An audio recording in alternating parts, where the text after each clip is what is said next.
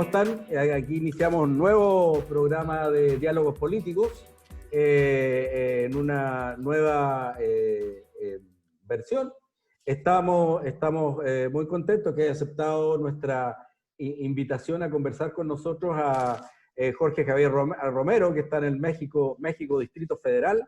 Así que es un agrado tenerte acá, Jorge. Debo decir que Jorge Javier, darle un par de elementos, digamos, de quién es Jorge. Javier tiene un doctorado en la Universidad Complutense de Madrid. Por cierto, espero no equivocarme, Jorge, pero es licenciado de la Universidad Nacional Autónoma de México, y sí, también, y es profesor de la Universidad Autónoma Metropolitana, no Iztapalapa, que a mí me costaba mucho aprender, pronunciar estas palabras en México, ahora por lo menos algo de lucha le hago, sino que es de la Universidad Autónoma Metropolitana Xochimilco, fantástico, México. Yo siempre aprendí con todos estos nombres indígenas y todo, me fascinaban, hasta que aprendí que era Oaxaca, yo decía Oaxaca, no sé qué.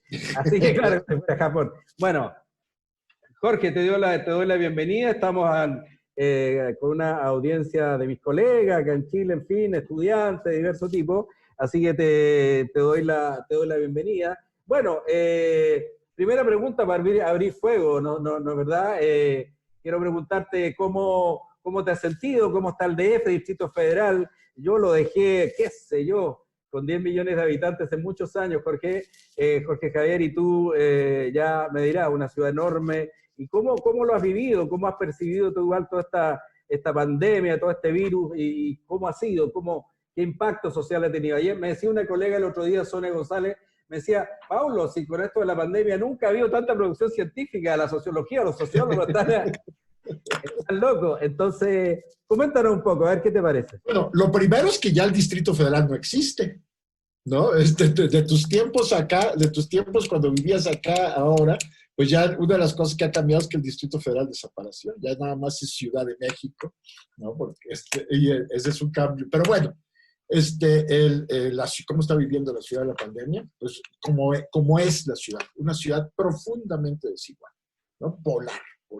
Por supuesto, es una ciudad donde hay una gran concentración de riqueza, la mayor concentración de riqueza del país, que además es la 15ª economía del mundo, entonces mucha riqueza frente a una pobreza extrema. Y eso es lo que está marcando la manera en la que está viviendo la epidemia en la ciudad. Mientras que los que podemos estamos confinados, haciendo teletrabajo, con condiciones sanitarias adecuadas, y salimos con equipo, etcétera. Hay una buena parte de la ciudad que no puede parar porque vive al día. Porque si no sale a trabajar se muere de hambre. Y además hay un gran escepticismo también en esos sectores de la sociedad ha habido, yo creo que esto está cambiando, respecto a la epidemia, porque simplemente no pueden darse el lujo de creer en ella, porque eso implicaría dejar de tener ingresos. Y la verdad de las cosas es que pues el gobierno ha reaccionado mal, ha insistido en mantener solamente sus programas sociales, los que ya existían de transferencias de efectivo a ciertos grupos sociales, a ciertas clientelas, mientras que se ha negado a establecer otro tipo de apoyos, por ejemplo, para mantener la planta de empleo, para mantener el empleo. Ya la ciudad está empezando a vivir un proceso de desempleo brutal. Todo el país está empezando a vivir ya un proceso de desempleo brutal, y estos están los paliativos, y entonces está acrecentándose la pobreza y la desigualdad, ¿no? Y eso se ve en la vida cotidiana de la ciudad, ¿no? ¿Tú prevés manifestaciones sociales? O sea, prevés, porque acá hemos tenido algún brote y algunas dificultades y algún tipo de demanda en sectores más precarizados, digamos, más vulnerables en Santiago, bueno, 5 millones de habitantes, igual, ¿no es cierto? O sea, directamente gente confinada y que no tiene empleo y que directamente casi te diría como hambruna, ¿eh? O sea, ¿cómo? Ya vamos a ver en toda América Latina brotes de hambruna, ¿no? Puntas de hambruna. Esto va a ser, yo creo que el efecto, que todavía estamos empezando a ver los efectos económicos de la epidemia, que puede ser tremendo. pueden ser tremendos. Pero brote social, bueno, por supuesto que puede haber inconformidad. Una parte es atenuada porque sí existen el colchón de los programas de reparto de efectivo del gobierno de López Obrador, pero en México estamos viviendo desde hace mucho tiempo un malestar social brutal que se manifiesta en la violencia tremenda que ataca a la sociedad mexicana.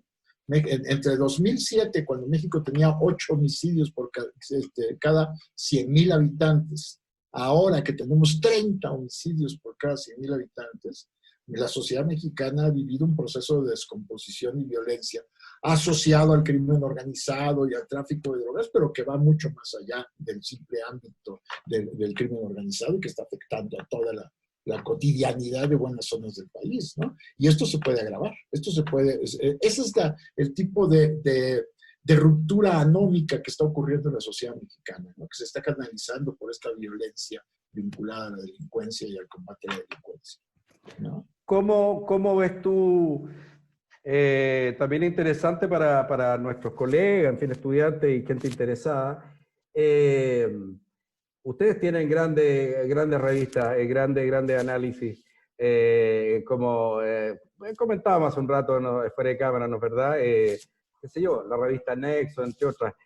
¿Cuál es la temática? ¿Cómo Nexos, que es una revista intelectual, le comento a nuestra audiencia, una revista intelectual de análisis político, de literatura, ¿no es cierto? Una revista muy bien formada, muy bien hecha, además muy bonita, muy estética, muy bien, bonita revista. ¿Qué discute? ¿Cuáles son los temas que aparecen allí? ¿No es cierto? ¿Cuál ves tú? ¿Cómo ves tú desde ese mirador, digamos, intelectual, en términos de qué me comentarías tú? Yo sé que tú eres, digamos, más joven, pero parte de alguna manera de ese sector o de esa capa de alguna manera universitaria, intelectual, muy ligada a Nexo. ¿Qué se habla? ¿Cuáles son los temas que ustedes conversan y hablan a propósito de lo que tú me conversas de la pandemia, etcétera? Bueno, Nexos ha ampliado muchísimo su ámbito de reflexión, ¿no? Como además dio un buen salto hacia la vida electrónica, tiene la edición impresa, pero tiene una plataforma electrónica muy rica. En Nexos se está dando un gran debate sobre muchos de los temas centrales en México, ¿no? Ahí tiene un blog especializado en educación, un blog especializado en federalismo, uno sobre cuestiones de seguridad, otro de cuestiones de constitucionalidad. Entonces hay una discusión permanente. ¿Dónde se está centrando ahorita la discusión en Nexos? Pues en el tema de cómo enfrentar la brutal desigualdad que vive este país y en la necesidad de construir un estado de bienestar que ahora la pandemia lo que está haciendo es presentar como mucho más urgente, ¿no? Entonces, y esto tiene que ver con una reflexión sobre la fiscalidad en México, la debilidad del Estado para cobrar impuestos, su incapacidad para dar servicios de calidad precisamente por su precariedad fiscal. México es un país que cobra muy pocos impuestos, ¿no? Está lejos de Chile, ¿no?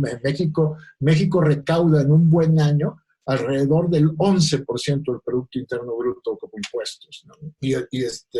Y su gasto antes se completaba con la renta petrolera, pero la renta petrolera ya desapareció, por más que el presidente se quiera aferrar a ella.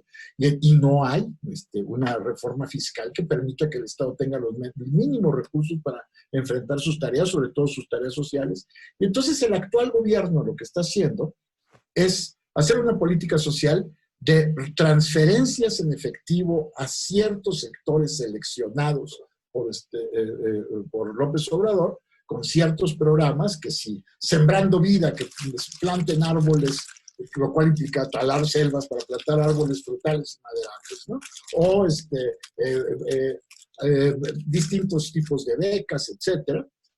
La única que es realmente un paso adelante en la construcción de un Estado universal de derechos es la pensión universal para adultos mayores, que esa sí es una política universal, que no... Casi la única, ¿no? Casi la única, porque también hablo en Chile yo, hay mucha política que es focalizada, ¿no es verdad? Que no es universal, entonces son como las famosas transferencias condicionadas, ¿no? Aquí no hay condiciones, pero son transferencias focalizadas, ¿no? Y fragmentadas.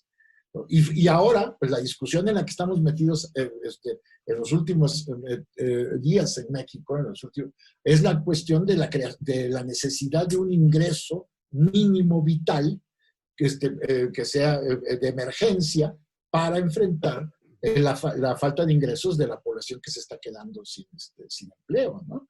Y que sea un ingreso mínimo vital de emergencia, se está planteando además una cantidad que es como alrededor de $150, un poco menos, porque con la devaluación ya es menos, de $150 al mes, para que las personas que se han quedado sin empleo, que tienen que dejar de hacer sus actividades de la economía informal y se puedan recluir, tengan ingresos. Y eso es lo que el gobierno es muy reacio a aceptar esta propuesta, ¿no? ¿Y por qué? Si es un gobierno igual progresista en general, digamos, sin motejar ni poner ningún calificativo, no nos corresponde. Pero ¿por qué un gobierno, digamos, que se plantea, ¿no es cierto?, como los gobiernos de América Latina igual progresista, se niega, digamos, a un sueldo de protección universal que en Chile también es modesto y todo se ha estado discutiendo también por montos, pero por lo menos no se pone en cuestión que hay que tener algún tipo de malla de protección social mínima, ¿no? Si no, la gente simplemente no tiene nada, ¿no? ¿Dónde caerse muerto, como se dice en América Latina? Porque el gobierno, a pesar de que efectivamente ganó la elección con una imagen que tendía más hacia una idea progresista, ha sido, el presidente ha sido especialmente testaruda, no quiere tocar en absoluto la estructura fiscal, ¿no? No quiere tocar la estructura fiscal, no quiere ningún tipo de aumento de impuestos y se ha negado absolutamente a que México contraiga deuda, incluso créditos de desarrollo. Se ha negado completamente, ha sido reacio incluso a que los empresarios negocien con el Banco Interamericano de Desarrollo estímulos también crediticios. Y entonces no quiere moverse además de sus proyectos, de los proyectos que se trazó como programa de gobierno. No se quiere mover para nada de ahí, que son sus proyectos de infraestructura, ¿no? Un tren para la península de Yucatán, el Tren Maya, un tren moderno para la península de Yucatán, que, bueno, significa una gran amenaza ambiental para la zona selvática, pero además tampoco tiene mucha justificación económica, ¿no? Y luego una refinería, insiste en hacer una refinería en su estado natal, una de sus principales inversiones es una refinería que de entrada ya en el mismo proyecto parece absolutamente obsoleto, cuando lo que estamos viviendo es un proceso de transición energética que va a hacer que el petróleo no sea ya renovable. Y estamos viendo un momento de una crisis enorme del mercado petrolero y el presidente está invirtiendo, haciendo uno de sus principales proyectos de inversión pública, una refinería. Y luego y el aeropuerto, que decidió que no fuera en un sitio, sino hacerlo en otro, con menos con muchísimas más limitaciones, y esos proyectos no los quiere detener de ninguna manera, ¿no? Entonces está aferrado a ellos, no quiere destinar recursos a otra cosa que no sea esa, y se niega a que haya algún tipo de apoyo que pueda significar salvar empresarios, ¿no? Salvar empresarios, no quiere salvar empresarios bajo ningún motivo. Entonces, esto está llevando a que yo creo que finalmente el efecto que va a tener la crisis en México va a ser mayor del que podría ser si el Estado el gobierno tomara en sus manos proyectos de reparación y fomento económico de emergencia. Claro. Una pregunta muy politológica, pero interesante quizás para quienes nos ven, Jorge Javier, y que uno siempre se pregunta en los distintos países de América Latina y también en Chile. Aparece el presidente con esos proyectos, en fin. Pero ¿qué élite política la acompaña? ¿Cuál es la tecnocracia que tiene el presidente? Porque no deja de ser interesante. En Chile lo estudiamos mucho, fíjate, porque viste que en Chile hubo un cierto modelo liberal, o como quiera, neoliberal, me da lo mismo el mote, pero igual muy de ajustar el Estado, de privilegiar y dominar, digamos, el mercado, en fin, toda esta historia, ¿no? Que fue como una reacción, digamos, de un tiempo de una élite Chicago Boy llamada en Chile, ¿no? Muchos entrenados, formados en Chicago. Te digo esto porque es interesante en México. Estamos hablando de un país enorme, tú dijiste, uno de los países más ricos del mundo, en un lugar muy importante, una economía enorme, paisote, ¿no es cierto? Yo que estuve enorme. Entonces, y siempre he tenido unas élites, ha sido un gran tema esto, ¿no? Un gran tema en México por el porfiriato acá, bueno, grandes élites, Obregón, en fin, grandes figuras, el mismo Benito Juárez, no sé, como el liberalismo y su traducción en México, o sea, tiene una tradición tremendamente rica de pensamiento México, no de elaboración intelectual propia, que a mí siempre me impresionó muchísimo. Entonces, ¿qué decir la Revolución Mexicana? ¿No? Yo lo poco y nada que le digo a mis estudiantes, remonta acá, usted no sabe lo que es la Revolución Mexicana, en términos de complejidad histórica, en términos de una revolución campesina o de medios campesinos que lograron derrotar a la oligarquía. Increíble, ¿no? Siempre digo, el único país excepto México, digo yo, excepto México, ¿no? Así todo, bueno, después vino elegido y todo lo otro. ¿Qué pasa con eso? ¿Cuál es como lo que está detrás de este fenómeno político? ¿Hay un pensamiento como ideológico o que recoge filones de la gran revolución mexicana para nuestra audiencia? O yo por ahí te leí un paper, por ahí te leí una cosa, no hay para qué motejar, pero bueno, una cosa interesante analítica tuya con respecto a la revolución mexicana y cuánto, siempre, porque siempre los presidentes, como tú sabes mejor que yo, en México toman en la mochila o su discurso filones de la Revolución Mexicana, ¿no es verdad? Elementos de la Revolución Mexicana, que es muy interesante. Y claro, hay elementos y elementos, ¿no es cierto? Depende de qué es lo que usted recoja, es como Gramsci, ¿no? Depende de qué elemento, si es progresista o no. Entonces, disculpa la digresión un poco larga, pero No, para explicar también. a ver, dos partes de tu comentario. Primero, ¿qué tecnocracia está detrás del presidente? Ninguna. Sí, lo que había ocurrido en México, una cosa que es importante entender es que México no tiene una burocracia profesional. La burocracia en México es siempre política, es una burocracia clientelista política. México es un sistema de botín. El que llega a la presidencia puede repartir prácticamente la totalidad del empleo público a su voluntad, y lo mismo ocurre con los gobernadores de los estados y con los alcaldes en los municipios, ¿no? Entonces, México no tiene una administración pública profesional, y entonces, y esto ahí donde no existe una tecnocracia profesional. Lo que hubo en los últimos tiempos del régimen del PRI, sobre todo a partir de la década de los 80, es la construcción de una élite tecnocrática muy leal políticamente al régimen, pero que tenía objetivos de reforma estatal, influidos también por todo el pensamiento del modelo neoclásico de la economía y el recorte del Estado y demás. Querían modernizar la gestión pública, y entonces ahí llegaron gente formada en posgrados en el extranjero, se formó cierta tecnocracia en la cúpula del Estado, y tanto en los últimos gobiernos del PRI como el de Fox, incluso con lo limitado que era Fox, Calderón, mantuvieron, ¿no? Ahí estaban. López Obrador desconfía profundamente de todos estos técnicos formados, los desprecia profundamente, explícitamente los cuestiona y quiere extirparlos de la administración pública. Y entonces llegó con un recorte salarial y de plazas en la administración pública, y entonces cubrió la cúpula del gobierno con sus leales políticos, ¿no? Y, entonces, y no hay un equipo profesional técnico más que en algunos ámbitos, por supuesto, los que necesitan indispensablemente gente con conocimientos para operar, como puede ser en Hacienda, ¿no? El Banco de México no lo tocó, y salud. Pero en el resto... Cancillería tampoco, sí, porque hay una tradición en Cancillería, en la Bueno, Cancillería, ¿no? Cancillería también, y en Cancillería puso al mejor formado de todo su gobierno, ¿no? Y el más autónomo de todo su gobierno, y que de hecho además ha acabado siendo un operador importante, que es el único, que es Marcelo Ebrard. Todos los demás lo que tienen es un nivel de formación bajísimo, un refinamiento intelectual muy bajo, ¿no? Algunos muestran incluso profunda ignorancia de sus campos, como la secretaria de Energía, y otros son extremadamente ideologizados. Y ahí vamos a la otra parte de tu comentario. ¿Cuál es su coalición ideológica, ¿no? ¿Y cuál es el discurso?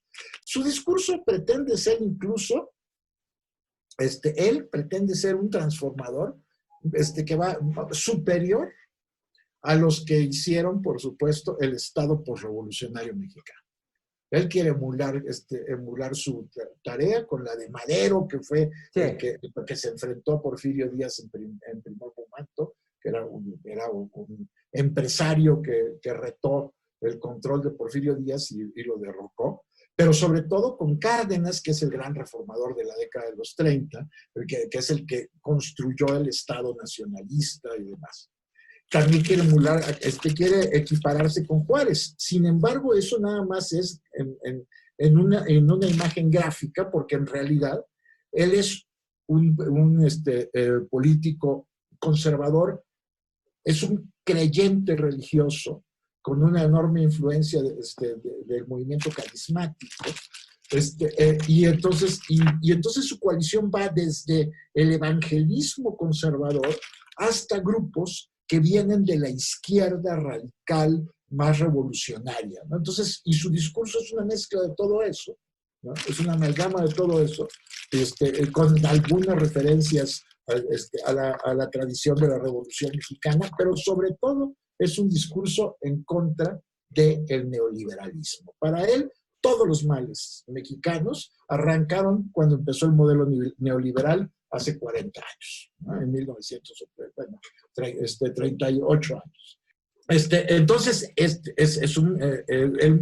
ideológicamente López Obrador es una amalgama que toma partes de un discurso de izquierda muy radical, ¿no? Que exalta el viejo revolucionarismo latinoamericano del siglo XX, pero con un tono especialmente conservador, es muy conservador en temas sociales, y choca en eso con algunos de los personajes de su gobierno, que originalmente habían planteado reformas sociales importantes, como por ejemplo la secretaria de Gobernación, que planteó una reforma para regular la marihuana, que ha planteado reformas para generalizar el aborto en todo el país. Esos temas a López Obrador, por supuesto, no le gustan, y esto ha acabado por opacar completamente la imagen incluso de personalidades que podían haber tenido cierto brillo en su gobierno.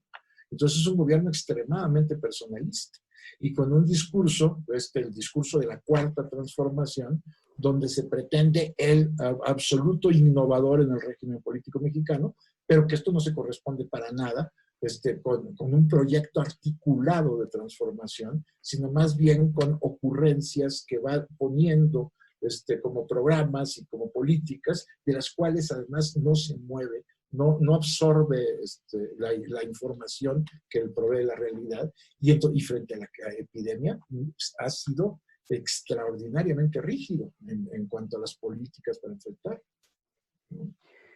O sea, en este sentido hay, como suele ocurrir en nuestros países igual, ¿no es cierto? Hay ciertos elementos de pronto de presidentes que piensan, cuando uno pasa en política pública, ¿no? Las políticas intertemporales, las que continúan, que son como permanentes, y de pronto a veces nosotros tenemos incluso en el pensamiento intelectual, a veces como la intención de ser refundacional, ¿no?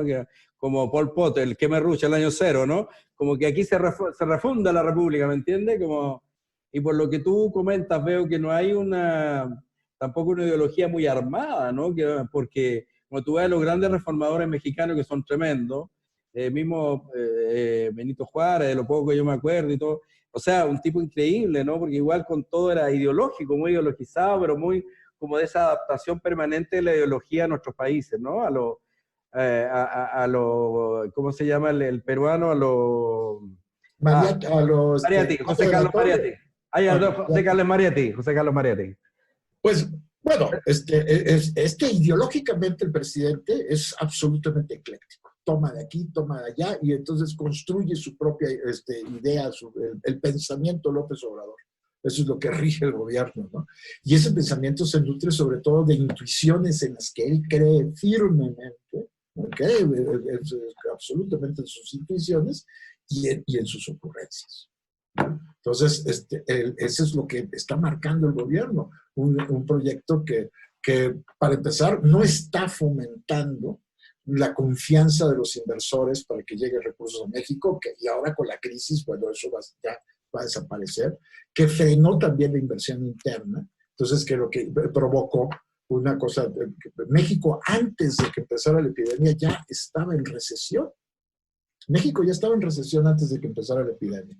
Es decir, el crecimiento malo que había tenido México, que si analizamos en el largo plazo, desde 1982, el crecimiento mexicano ha sido pues casi cero, si descontamos el crecimiento poblacional, ¿no? Entonces, el Producto Interno Bruto per cápita es extraordinariamente, ha crecido muy poco y prácticamente nada. Y entonces, pero de todas maneras había habido crecimiento.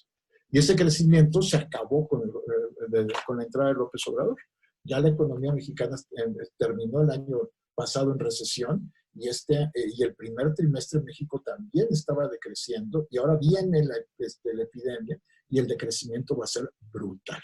Entonces estamos ante una crisis tremenda y el gobierno no tiene reflejos para paliar esa caída del Producto Interno Bruto. Complejo. Y el tema migratorio, ¿cómo lo ves? Porque igual tú sabes que siempre ha sido una válvula de escape para México importante, demográficamente, su población y laboralmente, ¿no es cierto? Las remesas, la cantidad de remesas, eso también se va a ver un poquito complicado, también me da la impresión, Jorge Javier. Claro, porque además estamos también, Estados Unidos ha tenido la mayor caída de empleo desde la recesión de 1929, ¿no? Desde la Gran Depresión. Entonces, la caída de empleo en Estados Unidos es brutal. Y eso afecta en primer lugar a los migrantes mexicanos y a las remesas, que como tú bien dices, es que a pesar de que México tiene un sector exportador importante vinculado al mercado de los Estados Unidos, ¿no? Sobre todo de autopartes y demás, la economía mexicana no tiene muchos más motores y una de sus principales fuentes de divisas son las remesas que vienen de los trabajadores mexicanos y para muchas familias son el ingreso vital. De eso viven muchísimas familias en México. Y lo que va a pasar es que esas remesas indudablemente van a caer y por supuesto la vía de escape de la migración que ya se había venido cerrando desde el gobierno de Obama, pero sobre todo con el gobierno de Trump, esa vía de escape de la migración se va a cerrar completamente, no va a haber trabajo de nuevo en Estados Unidos. Y entonces lo que vamos a ver es que eso va a tener un impacto sobre el nivel de vida de muchas familias que se van a quedar sin esos ingresos y sobre el propio desempleo en México, ¿no? Entonces estamos ante un escenario realmente negativo. México se enfrenta a un escenario muy, muy negativo. ¿Cuál podría ser una visión optimista? Pues la visión optimista es que sobre las ruinas que queden de este gobierno surja un nuevo pacto de élites políticas, que se plantea una reconstrucción estatal con un nuevo pacto fiscal y un nuevo arreglo democrático. Prácticamente ya, hay gente disponible, están. Hay el actores. problema es ese. Yo creo que hay una nueva generación, pero hay un tapón todavía. Los partidos mexicanos no se renuevan o se han renovado muy mal y los partidos existentes son, la oposición tiene muy bajo nivel, muy baja calidad y como en México el sistema de registro de partidos es restrictivo, tienes una barrera de entrada altísima a la competencia electoral, es muy difícil que irrumpan nuevas élites. Entonces, por eso digo que es un escenario optimista, pero que es pero es utópico. Yo soy mucho más pesimista y lo que veo es incluso una distopía, es la posibilidad de que en México lo que surja sea que al gobierno centralizador, personalista, muy polarizante de López Obrador, lo sustituya otro más tipo Bolsonaro. Y que sigamos viviendo un proceso de degeneración de la política mexicana que va a tener consecuencias de larguísimo plazo, ¿no? Entonces, ese es mi escenario pesimista, ¿no? Claro, o sea, y en ese sentido el portador fiel, digamos, entre comillas, digamos, de la tradición de la Revolución Mexicana, como históricamente fue el PRI, de alguna manera se va a ir disolviendo, o sea, disolviendo, porque siempre la caja de herramientas ideológicas, etcétera, y todo siempre fue el PRI, digamos, los distintos liderazgos y la gran Revolución Mexicana, ¿no? Todo el ideario y toda la cosmogonía creada a partir de Lázaro Cárdenas en la década de los 40 y todo, ¿no? Entonces, de algún modo, yo no sé si habrá un revival de aquello, o como tú bien dices en tu escenario, eso se vaya de algún modo disolviendo, Jorge. No, la posibilidad de revival de eso era López Obrador. Y López Obrador toma elementos de eso, pero su gobierno está, mientras que una de las características que tuvo la época clásica del régimen del PRI es que era un régimen muy institucionalizado. Muchas instituciones informales, ¿no? Pero estaba muy institucionalizado, tenía reglas claras, un horizonte de largo plazo y no era personalista. Cada presidente tenía un poder enorme y absoluto, pero solo por 6 años, ¿no? Y entonces, y había una organización detrás que moderaba y limitaba el ejercicio del poder presidencial. Eso se disolvió, se hundió completamente. Algunos pedazos quedaron dentro de la coalición actual de López Obrador, pero el PRI ya no tiene ninguna legitimidad porque acabó muy desprestigiado y orgánicamente está deshecho. Es un partido que puede estar pronto en riesgo de no alcanzar el porcentaje de votos necesario para sobrevivir. Qué fuerte, entonces, qué fuerte. Sí, hay un hundimiento, ¿no? Y además no ha tenido reflejos para presentarse como oposición razonable, con todo esa caja de herramientas que tradicionalmente tuvo el PRI, con cuadros notables que eran capaces de todo eso se perdió absolutamente. Luego el PAN, el partido que sería equivalente a la democracia cristiana, se escindió, tuvo una escisión de derecha muy fuerte. Esa escisión de derecha la encabeza Felipe Calderón, expresidente, que muy probablemente participe en las próximas elecciones con una agenda frontalmente en contra de López Obrador, pero de derecha, conservadora, reivindicando su legado de enfrentamiento con el crimen organizado, que resultó desastroso, pero que él sigue reivindicando.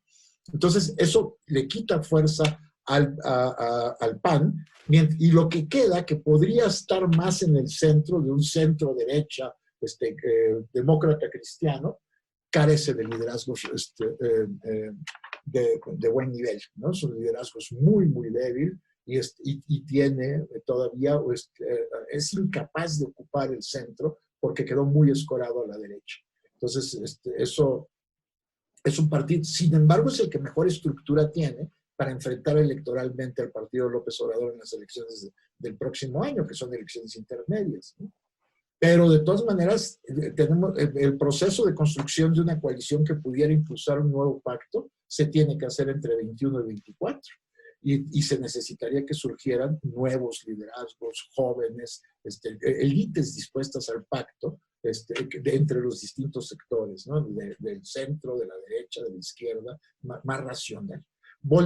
José Boldenberg, que es este profesor de la UNAM, que fue el presidente del Instituto Federal Electoral de la Transición Democrática en México, el que condujo el proceso electoral cuando perdió el PRI.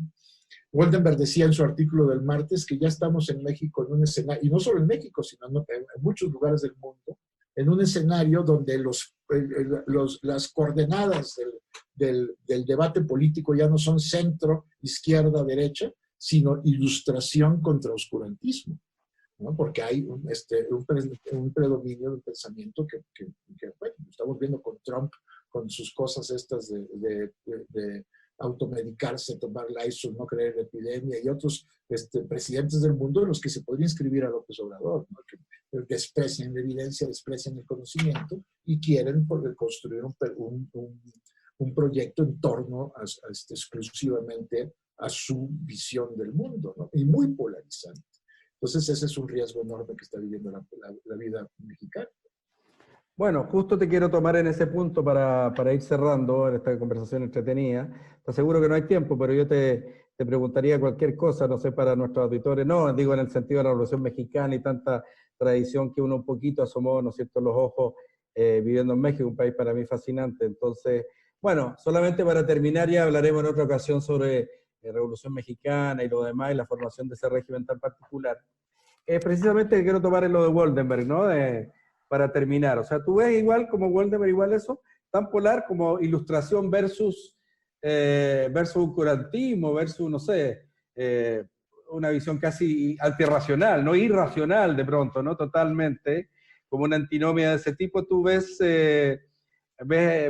una situación así o han habido opiniones diversas en este programa, en este ciclo, porque es un debate, ¿no es verdad? Entonces, bueno, dicen, de pronto, me decía una colega europea, me decía, bueno, Pablo, de pronto esto revaloriza lo público, o sea, de pronto, visto en Europa, te revaloriza lo importante que es no el sector público, sino que lo público, ¿no es cierto? Lo comunitario, lo que es público, lo que todos somos capaces de aportar a una comunidad, solamente desde la estructura de Estado, sino que en la sociedad civil, o sea, puede haber una revalorización. No sé, hay muchas visiones, muchos puntos de vista. ¿Cuál tú te dejas convencer un poco por esa polarización o ves tú que el escenario que nos trae para terminar, Jorge Javier? Es que yo creo que esta crisis, que es una crisis mundial, sí nos pone en una disyuntiva. Y la disyuntiva es, ¿qué va a pasar? Una posibilidad, la posibilidad optimista, es que precisamente la crisis y el impacto de la crisis llevará a una revaloración de la solidaridad, la fraternidad, lo público, la importancia de tener un colchón común de derechos y de servicios que permitan paliar el golpe brutal a la economía en los más pobres, etc. Y entonces eso que llevará al surgimiento de opciones políticas dispuestas al pacto, negociadoras que revaloraran lo técnico y revaloraran lo estatal, que ha sido tan devaluado desde la década de los 80, revalorar lo estatal y la importancia del Estado como proveedor de servicios públicos y de bienes colectivos y demás. Pero también existe, y además, por supuesto, esto vinculado a un proceso de cooperación internacional, la construcción de un nuevo orden internacional solidario y cooperativo. Ese sería el extremo bueno, digamos, el lugar bueno al que podríamos llegar.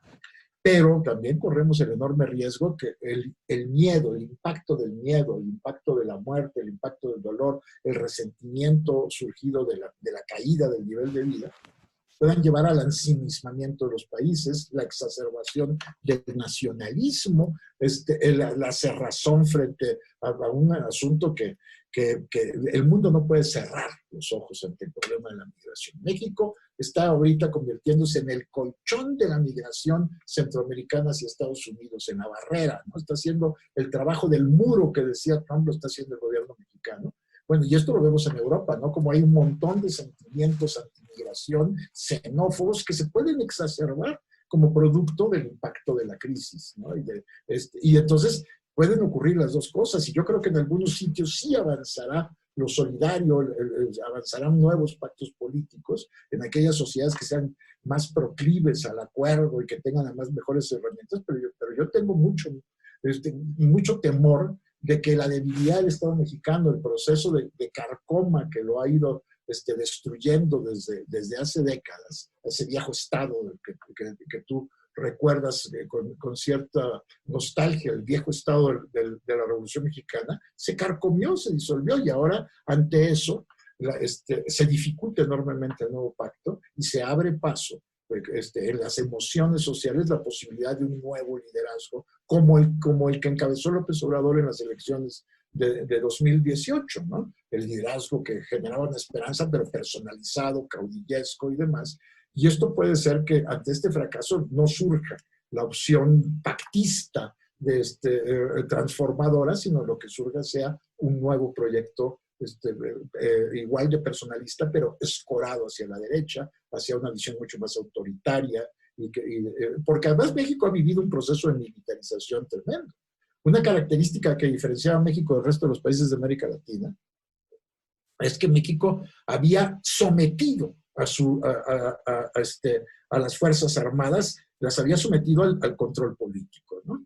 Desde el pacto de 1946, el ejército quedó al margen como actor deliberante. Y México no vivió nunca un proceso de golpe de Estado como los que fueron frecuentes en América Latina, como el que vivieron ustedes en Chile. Eso no lo vivió México. Y el ejército estaba al margen. Sin embargo, desde 2008, el ejército ha sido desplegado para enfrentar a la criminalidad y la violencia, y eso le ha dado un nuevo poder al Estado y lo ha devuelto como actor deliberante. Y ahora lo que tenemos es López Obrador dándoles no solo esas tareas, sino también negocios. López Obrador les está dando el negocio de la construcción del nuevo aeropuerto, les está poniendo al frente de la construcción de puertos, les está dando poder económico. Y eso puede cambiar la correlación de fuerzas en México, y ante un desmembramiento del Estado civil, del Estado burocrático, y este nuevo papel que tiene el ejército en distintos ámbitos de la economía y de la sociedad mexicana, pueden llevar a un escenario inédito en la historia de México, donde una fuerza autoritaria ponga orden donde todo se está desmoronando. Claro. Bueno, estamos ante dilemas y coyunturas muy difíciles. Veamos qué va a ocurrir. Siendo cientistas sociales tampoco tenemos la bola de la fortuna o el oráculo de él. Son hipótesis que probables. Muchas gracias, Jorge Javier, ha sido un gusto. Con esto, bueno, terminamos un programa de diálogo político contigo, y los invitamos a todos, a ti también, te invitamos a ver a otros colegas tuyos y académicos también que conoces, para verlos en otras ocasiones. Así que nos despedimos de quienes nos ven, nos despedimos de ti, Jorge Javier, y nos vemos seguramente en otra ocasión. Muchas gracias, chao, chao. Hasta luego, Pablo, un gran abrazo.